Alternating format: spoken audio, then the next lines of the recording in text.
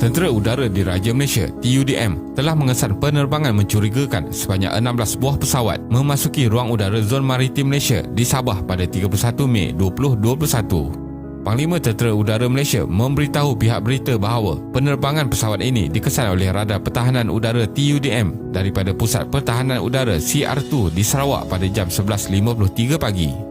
TUDM telah melancarkan pesawat pemintas untuk melakukan identifikasi visual dan mengenal pasti pesawat. Jadi, video kali ini kita akan melihat bagaimana ruang udara Malaysia diceroboh pesawat asing. Teruskan menonton. Kronologi pesawat Tentera Udara Republik Rakyat China. Pada pukul 11.53 pagi 31 Mei 2021, Radar Pertahanan Udara di Sarawak milik TUDM mengesan 16 pesawat mencurigakan dimiliki Tentera Udara Republik Rakyat China. 16 pesawat tersebut terbang dengan formasi taktikal in-trail atau formasi panjang, iaitu pattern dan haluan yang sama menggunakan satu titik laluan masuk dan keluar.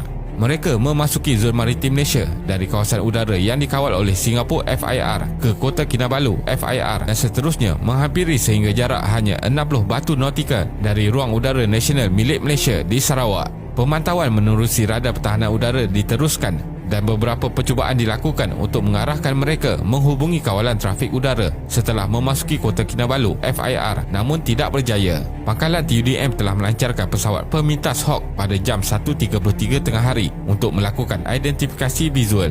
Kemudian, pesawat milik China tersebut membuat pusingan di kawasan udara berhampiran Pulau Beting, Patinggi Ali, Sarawak dan meninggalkan ruang udara Malaysia. Pesawat milik China ini dikesan terbang pada kelajuan kira-kira 536 km sejam dan pada ketinggian 23,000 hingga 27,000 kaki dari aras laut. Pesawat-pesawat tersebut dikenal pasti daripada jenis Ilyushin IL-76 dan Xi'an Y-20 yang merupakan pesawat pengangkut strategik dan berupaya melaksanakan pelbagai misi.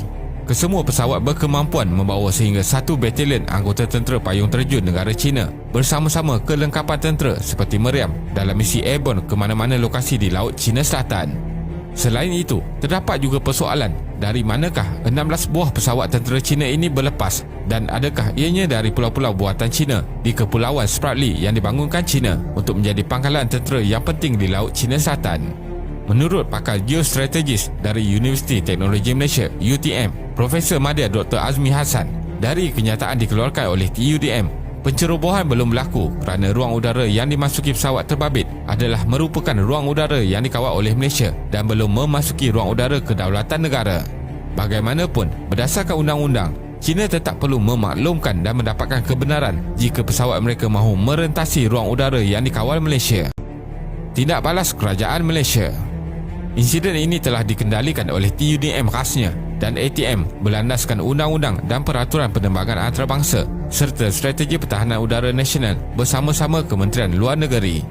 Susulan kejadian ini, Menteri Luar Datuk Seri Hishamuddin Hussein memaklumkan bahawa Wisma Putra akan mengemukakan nota bantahan diplomatik dan akan memanggil Duta Besar China ke Malaysia bagi memberi penjelasan lanjut. Pendirian Malaysia juga sangat jelas, iaitu hubungan diplomatik mesra dengan mana-mana negara tidak sesekali bermaksud kerajaan Malaysia akan berkompromi tentang soal keselamatan.